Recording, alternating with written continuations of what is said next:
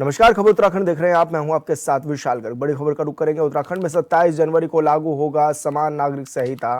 धामी सरकार की 3 साल की मेहनत लाएगी रंग। पीएम मोदी के आगमन से पहले यूसीसी होगा लागू। सीएम सचिव शैलेश बगोली ने सभी विभागों को भेजी चिट्ठी। इस दिन यूसीसी के पोर्टल की लॉन्चिंग भी करेंगे सीएम। 12:30 बजे सचिवालय में होगा यूसीसी का पोर्टल लॉन्च। यूसीसी लागू करने वाला आजाद भारत का पहला राज्य होगा उत्तराखंड। तो बड़ी खबर आपको बता रहे हैं, जहां पर यूसीसी लागू करने की तिथि भी अब आ गई है और ऐसे में कहा जा रहा है कि 27 जनवरी को यूसीसी राज्य में लागू हो जाएगा। 12:30 बजे से राज्य में लागू हो जाएगा यूसीसी और यूसीसी लागू करने वाला आजाद भारत का पहला राज्य होगा उत्तराखंड। उत्तराखंड में 27 जनवरी को लागू हो जाएगी समान नागरिक संहिता। धामी सरकार की 3 साल की मेहनत इस दौरान रंग भी लाएगी। पीएम मोदी के आगमन से पहले यूसीसी होगा लागू और सीएम सचिव शैलेश बगोली ने सभी विभागों को चिट्ठी भी भेजी है। इस दिन यूसीसी के पोर्टल की लॉन्चिंग भी की जाएगी और 12:30 बजे सचिवालय में होगा यूसीसी ऐप लॉन्च। और ब्यूरो चीफ अरुण सैनी हमारे साथ फोन लाइन पर जुड़ गए हैं। अरुण, क्या कुछ जानकारी मिल रही है? किस तरह की तैयारियां हैं यूसीसी को लेकर? जी विशाल, बिल्कुल देखिए, जिस तरीके से 3 साल से लगातार प्रदेश सरकार इसको लेकर कार्य कर रही है। मुख्यमंत्री पुष्कर सिंह धामी लगातार यूसीसी पर कार्य भी कर रहे हैं और लगातार इसको लेकर बैठकें भी हो रही है। लगातार जो है इस पर कार्य भी हो रहा है। और 2022 के विधानसभा चुनाव जब चल रहे थे, उससे पहले मैनिफेस्टो में भारतीय जनता पार्टी ने इस अपने शामिल भी किया था और ये कहा था कि अगर 2022 के विधानसभा चुनाव में भारतीय जनता पार्टी की सरकार बनती है तो यूसीसी प्रदेश में लागू किया जाएगा, जिसको लेकर मुख्यमंत्री पुष्कर सिंह धामी ने पहले ही कैबिनेट में इसको लेकर एक ड्राफ्ट तैयार करने के लिए एक कमेटी बनाई और उस कमेटी ने ड्राफ्ट तैयार किया। उसके बाद वो ड्राफ्ट सरकार को सौंपा गया। उसके बाद वो विधानसभा में पारित किया, राज्यपाल की मंजूरी से मिली, राष्ट्रपति की मंजूरी ड्राफ्ट को मिली। उसके बाद फिर नियमावली तैयार करने के लिए एक और कमेटी का गठन किया गया। उस कमेटी ने नियमावली तैयार की, पोर्टल का पूरा प्रशिक्षण चला। इस तरीके से तमाम कार्य जिस तरीके से यूसीसी को लेकर और मुख्यमंत्री पुष्कर सिंह धामी की 3 साल की मेहनत जो लगातार है वो अब रंग भी लाने जा रही है। और ऐसे में माना जा, जिस तरीके से मुख्यमंत्री ने लगातार अपने बयानों में कहा कि इस माह में प्रदेश में यूसीसी लागू हो जाएगा, तो ऐसे में हालांकि जो है 26 जनवरी को यूसीसी प्रदेश में लागू होना था, लेकिन चुनाव आचार संहिता के चलते और जिस तरीके से निकाय चुनाव के चलते जो है अब 27 जनवरी को प्रदेश में यूसीसी लागू होने जा रहा है, जिससे पोर्टल की लॉन्चिंग भी जो है वो होगी और सचिवालय में पोर्टल की लॉन्चिंग होगी। और इसको लेकर सचिव शैलेश बगोली ने सभी विभागों को चिट्ठी भी भेजी है। इसको लेकर पूरा काम हो चुका है और अब माना जा रहा है कि 27 जनवरी को प्रदेश में यूसीसी जो है पहुंचा वो लागू हो जाएगा और ऐसा करने वाला उत्तराखंड आजाद भारत के बाद पहला ऐसा राज्य बन जाएगा जो यूसीसी को लागू किया। बिल्कुल अरुण, बहुत शुक्रिया आपका तमाम जानकारी साझा करने के लिए। और रुड़की से बड़ी खबर, रुड़की मेयर सीट पर बीजेपी 3000 वोटों से आगे। ऋषिकेश से बीजेपी मेयर प्रत्याशी 5000 वोटों से आगे। देहरादून में बीजेपी मेयर प्रत्याशी 6200 वोटों से आगे। हल्द्वानी में बीजेपी प्रत्याशी 1167 वोटों से आगे और हरिद्वार में बीजेपी प्रत्याशी 5000 मतों से आगे चल रही हैं। रुद्रपुर में बीजेपी मेयर प्रत्याशी 1303 वोटों से आगे। कोटद्वार से बीजेपी मेयर प्रत्याशी आगे। श्रीनगर से निर्दलीय प्रत्याशी को 500 मतों की बढ़त। काशीपुर से कांग्रेस प्रत्याशी दीपक सहगल को भी बढ़त। पिथौरागढ़ से निर्दलीय प्रत्याशी 525 वोटों से आगे और अल्मोड़ा सीट पर भी बीजेपी आगे। तो पल पल के अपडेट आपको दे रहे हैं, जहां पर लगातार रुझान आ रहे हैं और ऐसे में अब ये रुझान सामने आ रहे हैं कि कौन प्रत्याशी किस तरह की बढ़त बनाए हुए नजर आ रहा है। और ऐसे में लगातार रुझान अब सामने आ रहे हैं।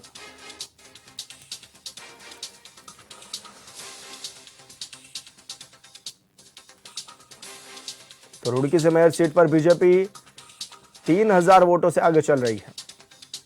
ऋषिकेश से 5000 वोटों से बीजेपी के मेयर आगे चल रहे हैं प्रत्याशी और देहरादून में बीजेपी मेयर प्रत्याशी 6200 वोटों से आगे बताए जा रहे हैं।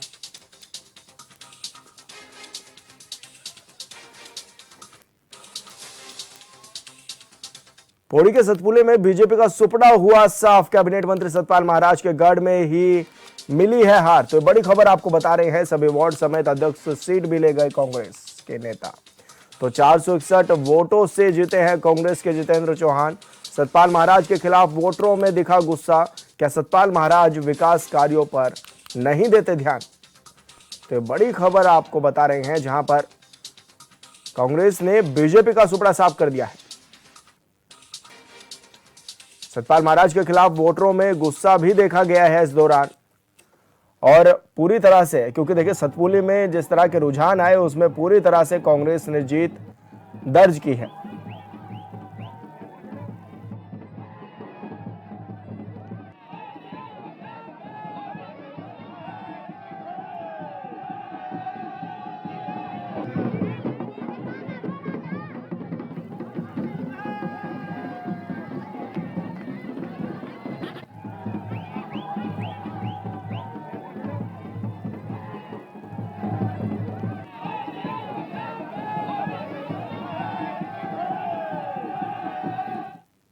और संवाददाता जय मुमगई सतपुली से हमारे साथ फोन लाइन पर जुड़ गए हैं। जय, क्या कुछ तस्वीरें बयां कर रही है? क्योंकि जिस तरह से ये देखा भी गया है कि सतपाल महाराज जो कि कैबिनेट मंत्री है, उनका एक क्षेत्र भी है, और वहां से बीजेपी को इतनी बड़ी हार।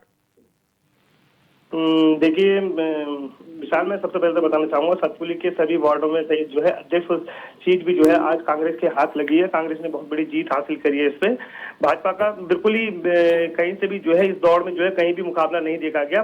और जहां तक सतपाल महाराज जी की बात की जाए तो उनका बहुत ही जो है बहुत बड़ा दावा था यहाँ पे कि हम जो है हर तरह से जो है बिल्कुल बहुत बड़े बहुमत से यहाँ पे जो है जीत हासिल करेंगे। पर उनका जो है सबसे बड़ा जो मजबूत क्षेत्र था सतपुली का, वहां से भी उनके जो है हर विकेट जो है बिल्कुल आउट हुए हैं। और अध्यक्ष पद पर जो कांग्रेस के प्रत्याशी थे जितेंद्र चौहान जी, उनकी 461 वोटों पर बहुत बड़ी जीत हासिल हुई है, जिससे कि कांग्रेस में काफी उत्साह देखने को मिल रहा है। कहीं ना कहीं कांग्रेस के बड़े नेता जो थे गणेश गोदियाल जी आदि नेताओं ने जो है काफी मेहनत करी, उनकी मेहनत रंग लाई है जी।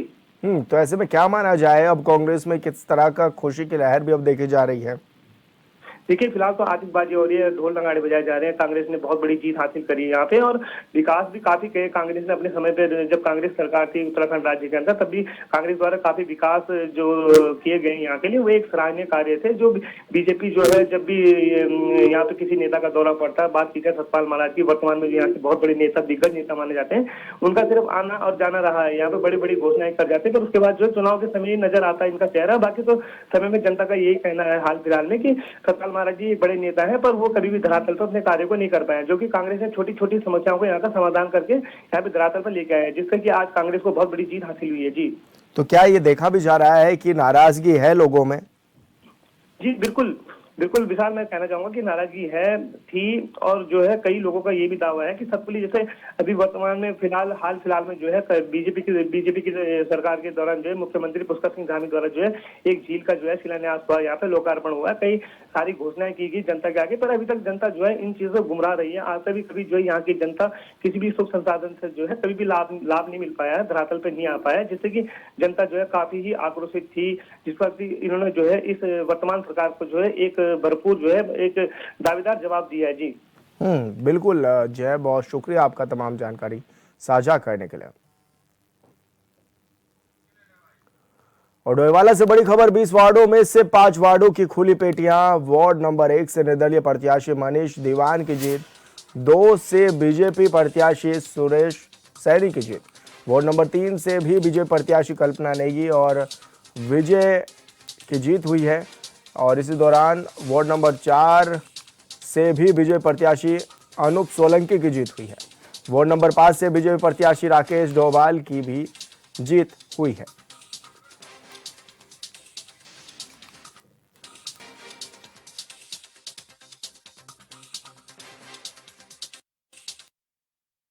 ग्रुप में मैदान में आया था। कितने वोटों से जीता? सर 3 वोट से मुझे विजय मिली है, और जो है जनता का आभार व्यक्त करता हूँ। सभी लोगों का मुझे प्यार मिला, आशीर्वाद मिला, बड़े बुजुर्गों का, भाइयों का, साथियों का, महिलाओं का, सभी वर्ग ने मुझे साथ दिया है, इसलिए मैं उनका आभार व्यक्त करता हूँ। और वार्ड की तरक्की के लिए हर मुमकिन कोशिश की जाएगी। जो संभव प्रयास किया जाएगा कि हम जो है उसके लिए प्रयास करें। जैसे हमारे यहाँ समस्या है सर, जंगलात की रोड है पहली सबसे बड़ी समस्या, जो जुड्डी में पड़ती है जंगलात की रोड है, उसे बनवाने के लिए हर संभव प्रयास किया जाएगा। और जो है सफाई व्यवस्था है, लाइट है, और सोलर फेंसिंग के लिए भी हमारे यहाँ जो है, क्योंकि कृषि बहुल्य क्षेत्र है, जंगली जानवरों का हमारे यहाँ बहुत ज़्यादा परेशान रहते हैं लोग, उनके लिए जी सर, जो समस्याएं संज्ञान में आएंगी उनके लिए काम किया जाएगा और संभव प्रयास किया जाएगा। और जनता का आभार व्यक्त, और आप लोगों को भी धन्यवाद। देखिए, पहले तो सबसे पहले तो मेरी जो जीत है, हम 700 वोट से जीते हैं अपने वार्ड में। मेरी जो जीत है इसका पूरा श्रेय जाता है मेरी हमारी जो मतदाता हैं जिन्होंने हमें सपोर्ट किया है, हर एक व्यक्ति का जो हमारे साथ कंधे से कंधा मिला के चल रहे थे, उनको मैं बहुत बहुत धन्यवाद देना चाहूँगी।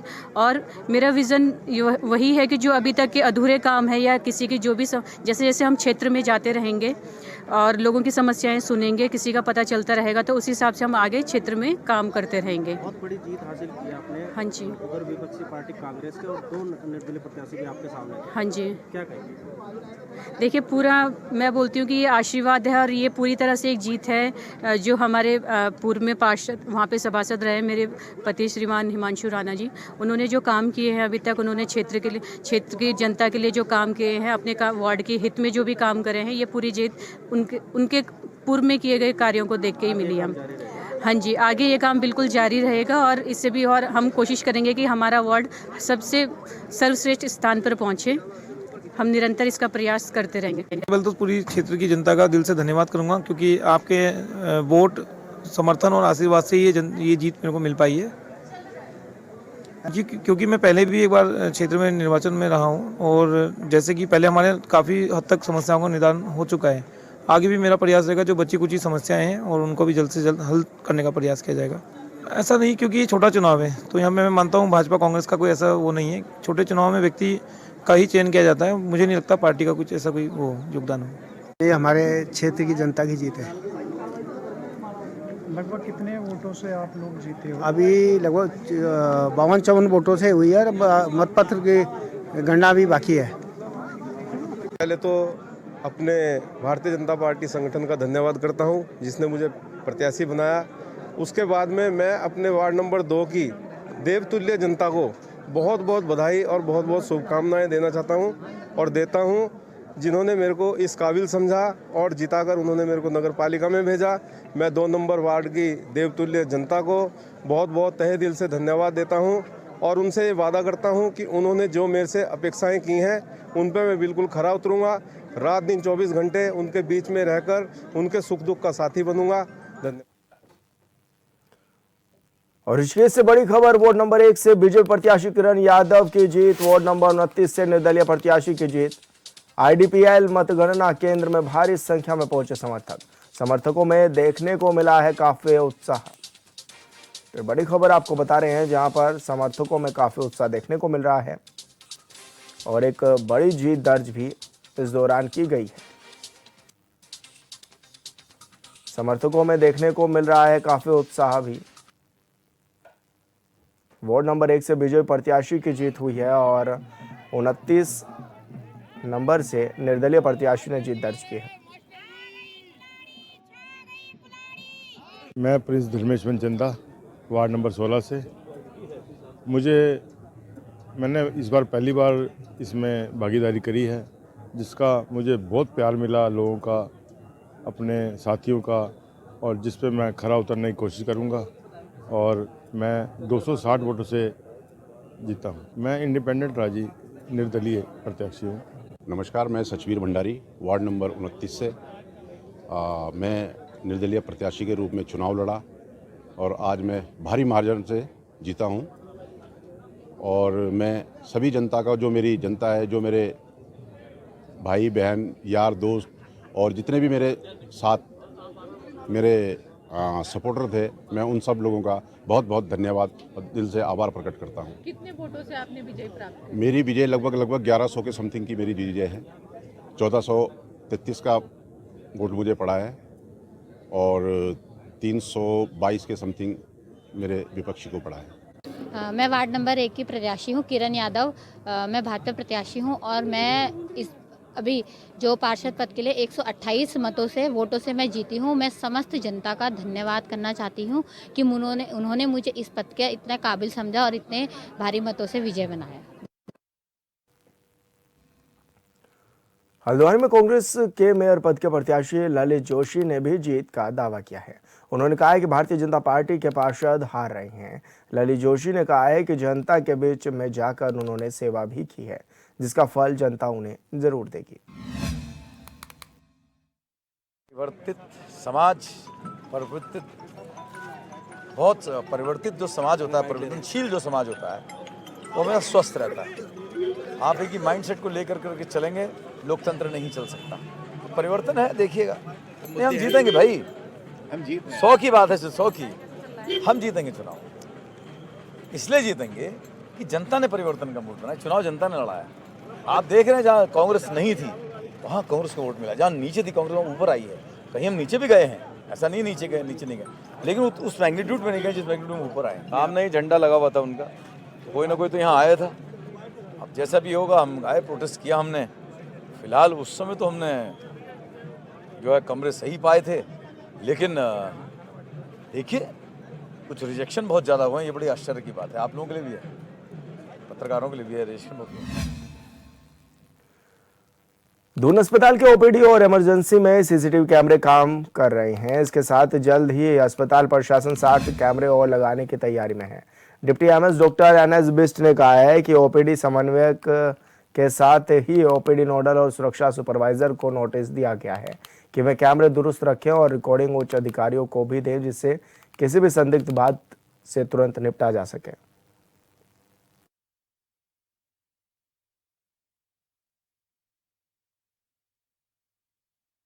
दैनिक समाचार पत्र ने ये खबर प्रकाशित की कि दून में दलाल घूम रहे हैं।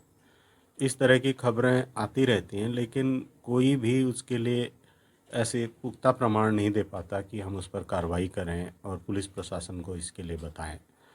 तो हमारे पास अभी ओपीडी में 30 कैमरे चालू हैं और 40 कैमरे हमारे पास इमरजेंसी की बिल्डिंग जो है, पूरी इमरजेंसी ओटी कम्प्लेक्स, उसमें चालू हालत में।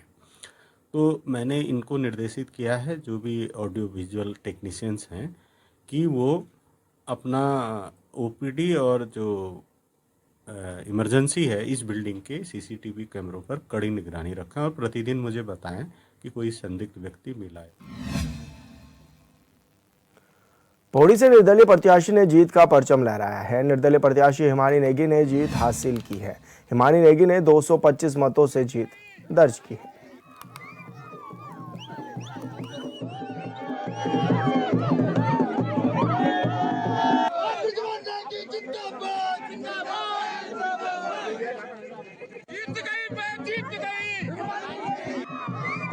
चेहरा मेरा है, इसलिए जीत आप में नहीं बोल सकते, लेकिन ये जीत सारे लोगों की है जो सब साथ में चल रहे हैं। इन लोगों ने जो मेहनत की है वो मैं नहीं कर सकती थी। कहीं ना कहीं राष्ट्रीय पार्टियों ने तुम्हारे लिए अनाप शनाप बोला, लेकिन आपने कहा कि मेरे लिए वो आशीर्वाद है। बिल्कुल, सब बड़े हैं, सबका आशीर्वाद है, जो छोटों ने भी जो ही बोला होगा उनका प्यार समझ करके मैं। तो क्या कहना चाहेंगे आज इस जीत के लिए? आप इस जीत के लिए क्या कहना चाहेंगे? क्या कुछ नहीं बोला जा सकता, मेरे पास शब्द नहीं है इस समय बोलने के लिए कि इस जीत के लिए मैं क्या बोलूं। आप देख सकते हैं सबका प्यार इतना मेरे पे उमड़ रहा है कि मैं इतना गदगद हूं कि मैं।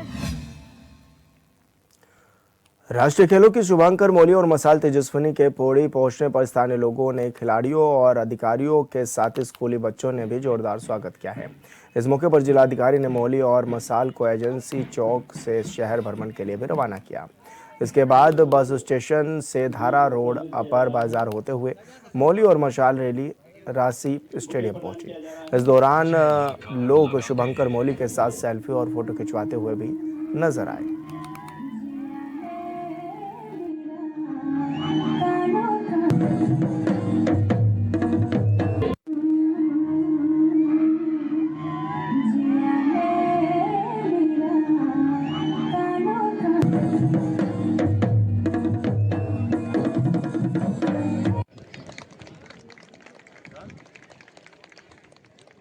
करें आपकी जोरदार तालियों के बीच। आज 38वें राष्ट्रीय खेलों की जो मशाल है वो हमारे जनपद में पहले ही आ चुकी थी और फर्दर आज पौड़ी मुख्यालय में पहुंची है। यहाँ एक सांस्कृतिक कार्यक्रम भी रखा गया और इसमें पौड़ी शहर के द्वारा बढ़ चढ़कर इस पूरे प्रोग्राम में प्रतिभाग किया जा रहा है और मैं ये अपेक्षा करता हूं कि उत्तराखंड इस 38वें राष्ट्रीय खेल में बेहतर परफॉर्मेंस करते हुए यहाँ पे खेलों के कल्चर को डेवलप करने में सक्सेसफुल होगा। पौड़ी के बारे में तो क्या करें, हम सभी ये लोग एक्साइटेड थे। इनफैक्ट राकेश पौड़ी से है और अनिरुद्ध पौड़ी से है, गौरव पौड़ी से है, तो सभी लोग पौड़ी से हमारे ग्रुप में भी हैं। और पौड़ी से जैसा आपने बोला कि मेरा रिश्ता काफ़ी पुराना है, पौड़ी से मैंने बहुत कुछ सीखा है। और आज का आपने देखा ही कि कितना प्यार हमको मिला, बहुत ही डिसेंट और बहुत ही अच्छा सुनने वाले लोग हैं। और आपको पता है पौड़ी तो सांस्कृतिक नगरी रही है तो गढ़वाल की, तो फिर और ज़्यादा क्या बोलें। देखिए सर, ऐसा है कि हमने उत्तराखंड में रहने का फैसला किया था, तो हमने ये सोचा था कि अगर उत्तराखंड में रहेंगे तो क्वालिटी वाला काम करेंगे। और आप देख रहे हैं जितना प्यार हमें मिल रहा है तो वो इसलिए मिल रहा है क्योंकि हम क्वालिटी वाला काम कर रहे हैं। अब ऐसे व्यूज़ और बहुत ज़्यादा फेमस होना ये तो एक बहुत अलग बात है ना। होते हैं लोगों का है, ठीक है, हमारे भी कुछ वीडियोज़ या ऑडियो होंगे जो बहुत फेमस होंगे, लेकिन उससे ज़्यादा इम्पॉर्टेंट ये है कि हम जो क्वालिटी परोस रहे हैं उसके कारण हमें लोग पसंद कर रहे हैं और उत्तराखंड में रहने का, रुकने का हमारा जो पर्पज़ है वो सिद्ध हो रहा है।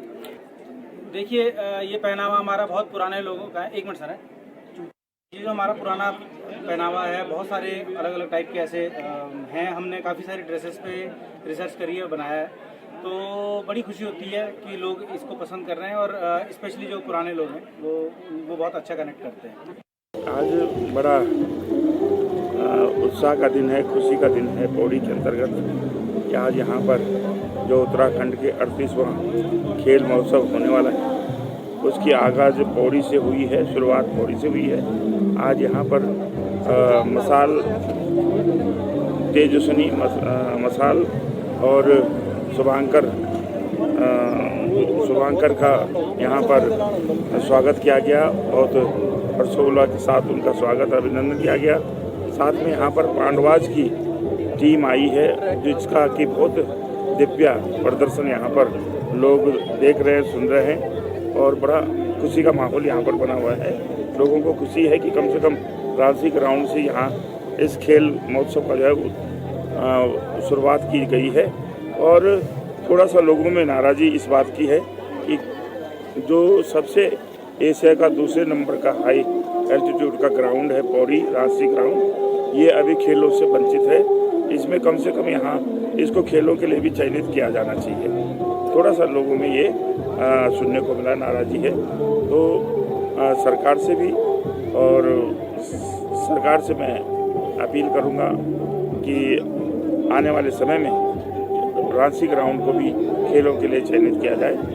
इन्हीं शब्दों के साथ मैं पुनः सरकार का, अपने आदरणीय मुख्यमंत्री जी का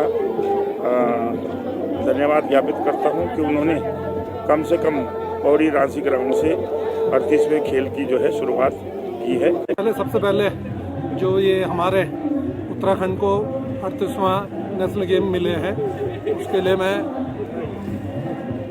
प्रदेश के सभी खेल प्रेमियों को और खिलाड़ियों को इस 38वें नेशनल गेम के अवसर पे सबको शुभकामनाएं देता हूं। बाकी इस तरह के जो खेल हमारे उत्तराखंड में मिलेंगे तो हमारे उत्तराखंड के खिलाड़ियों को, खेल प्रेमियों को खिलाड़ियों को अच्छे मौके मिलेंगे आगे भी खेलने के। और इस तरह के आयोजन होने चाहिए मतलब हमारे प्रदेश में, तो वो बढ़िया है। मतलब इस तरह के सांस्कृतिक प्रोग्राम तो होने ही चाहिए। मतलब क्षेत्र में पौड़ी में काफ़ी टाइम से ये सांस्कृतिक प्रोग्राम नहीं हुए, तो इसलिए लोगों का भीड़ उमड़ना ही स्वाभाविक था। बहुत एक्साइटेड थे और हमें बहुत आनंद आया। स्टेज में खड़े होकर आप खुद देख पा रहे थे हम कितना डांस कर रहे थे, कितना एंजॉय कर रहे थे। तो हाँ, हमको बहुत मज़ा आया और थैंक यू सो मच इतने अच्छे से हमको होस्ट करने के लिए। थैंक यू लड़कियों को। हाँ, बोल रहे हैं। तो मैं ये चाहूँगी कि मैं खुद, जैसे हम तीनों लड़कियाँ कोशिश करती हैं कि हम इंडिपेंडेंट बने और हम हैं भी, तो हम चाहते हैं कि बाकी की जो लड़कियाँ हैं जो पौड़ी की लड़कियां हैं या पूरी दुनिया की लड़कियां हैं वो सब मेहनत करें, पढ़ाई करें और इंडिपेंडेंट बने और जो वो चाहती हैं वो करें और बहुत सक्सेस मिले सबको। ये तो जो 2 साथ में मेरी हैं ये तो पहले से ही जुड़े हुए हैं, लेकिन मैं बहुत रिसेंट ही आई हूँ, तो मैं तो अपने आप को बहुत सौभाग्यशाली समझती हूँ कि मेरे को पांडवास के साथ काम करने को मिला और ईशान भैया ने मुझे मौका दिया काम करने के लिए और मैं तो बहुत अपने आप को लकी समझती हूँ।